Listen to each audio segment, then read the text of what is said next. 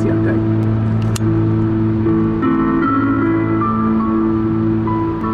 Wow, not bad here. It was all powder. It was just up close. Act 3, talk to the paw. In 2009, the same year Penn State was ranked the #1 party school in the country, the town of State College was ranked the safest metropolitan area in the country, the Congressional Quarterly. Murder and other serious crimes are almost non-existent. But as you heard, of course, that doesn't mean that the streets are quiet. There's so much activity that 47% of the town's budget going to police services, which is high for a town this size. On the Saturday night that we were in town, 24 officers were on duty, patrolling in cars and bikes, and foot. And that's just to cover the town. The university has its own police force patrolling the campus. One of our producers, Aaron Scott, rode along with one of the town's officers for the night shift. Officer Martin Haynes tells me the job's all about repetition. From 10 to 12, students start flooding the streets. From 12 to 2, he deals with loud parties, fake IDs, and underage drinking. 2 to 3 is usually when you get a lot of the DUIs, because the bars are just closed, and a lot more fights.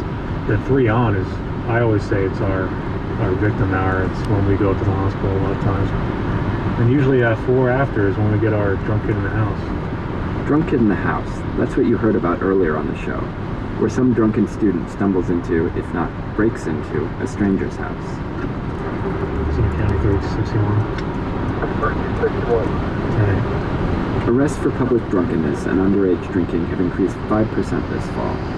Officer Haynes blames the #1 party school ranking, at least in part. Students see it as a national title they have to defend. People are proud, like sports teams, they're proud. We're #1. You're #1 drinking school. Let's show them what it's like.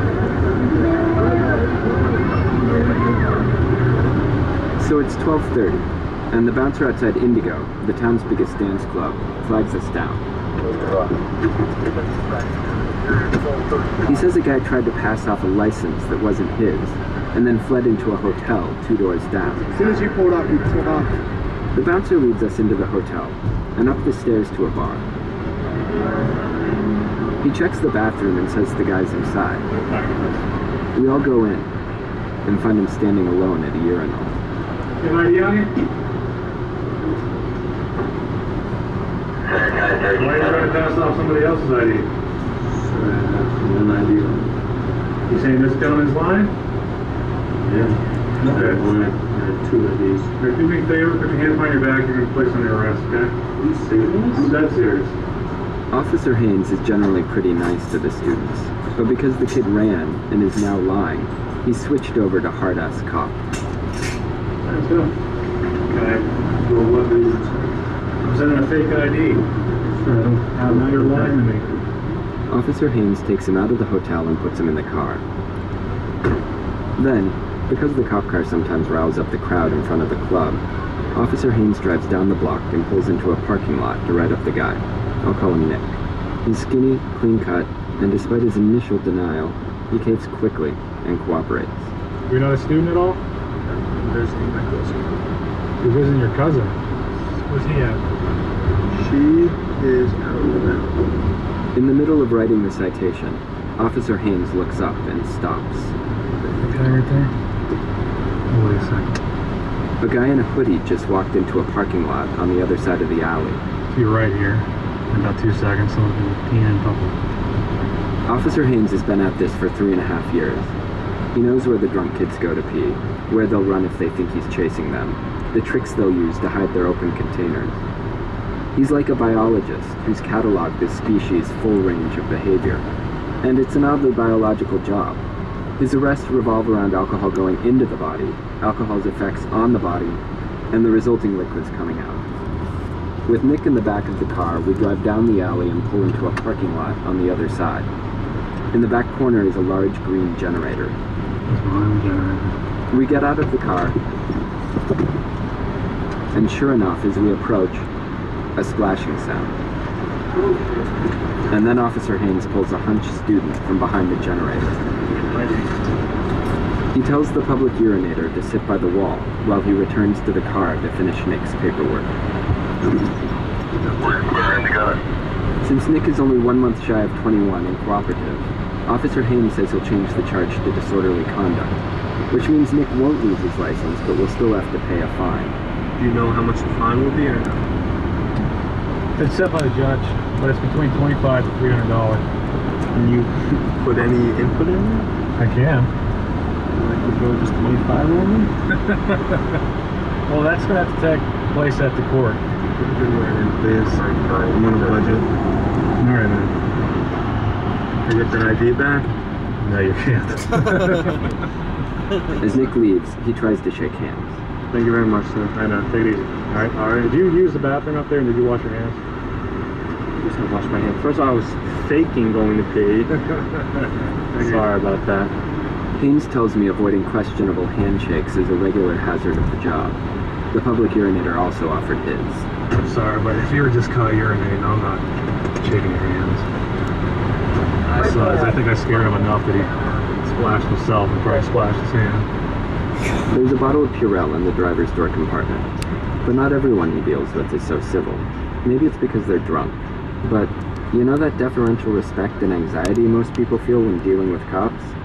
That gets chucked out the window, more than you'd think. A few months back, Officer Haynes was pulling out of a parking deck to answer a call when 3 girls stopped him, waving their arms and screaming for help.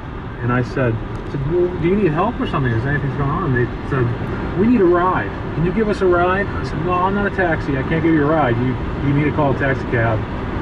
And they started yelling at me, why can't you give me a ride? Quit being a, a-hole and all that. And one girl started climbing in through the window. And so I yelled at her to get out of the car or, she's going to be arrested. She got mad and she went to the back of my car when I started pulling in. I heard a loud thump. She punched her right on the side. I just got out of the car and she started trying to run away, and her 2 friends got in front of me and started pushing the bag, telling her to run.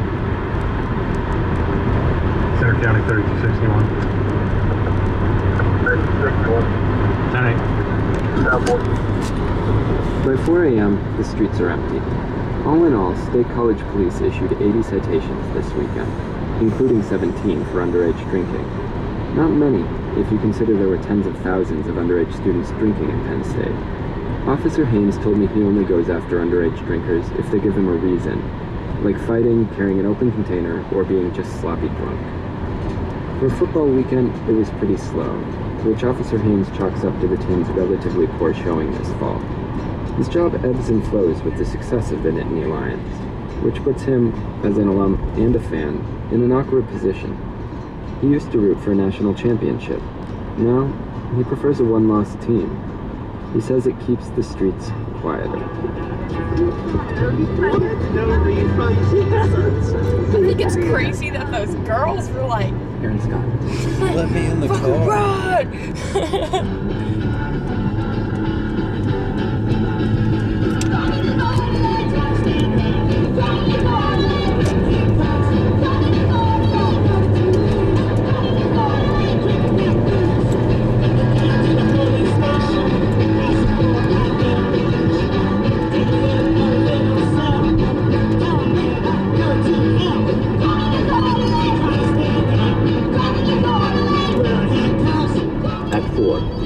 A drinking school with a football problem.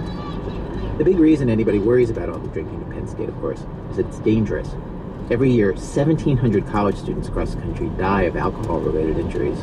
The average amount of alcohol in students' blood when they come into the local emergency room in State College is steadily rising each year. It's now at 252, 3 times the legal limit at which you can drive a car. The head of the emergency department told me that it's a level that normal drinkers can't even usually get to because they throw up, fall asleep first. What's interesting, if you ask Penn State administrators about what they're doing to deal with all this student drinking, they're not defensive. I met the head of university relations for the school, the guy who was responsible for making the school look good to the public, and he was right up front about it. Yeah, he said, drinking's a terrible problem, and we have tried everything we can think of to fix it. Twice. Which is actually more or less true. The school has spent millions attacking this problem. They've tried to teach the students in all kinds of ways about safer drinking. They created alcohol-free halls and dorms. They've been task force. There have been town-gown commissions. They've mounted a huge program of alcohol-free late-night activities. The weekend we were there, that included comedian Patton Oswalt for free for students, free movies, a Halo tournament. Obviously, this hasn't gotten the job done. Sarah Koenig explains why this problem is just so hard for university administrators to fix. The first university president in the country to take on excessive drinking in a very public way was Graham Spanier when he arrived at Penn State 15 years ago. At a time when most schools didn't want to talk about it, he was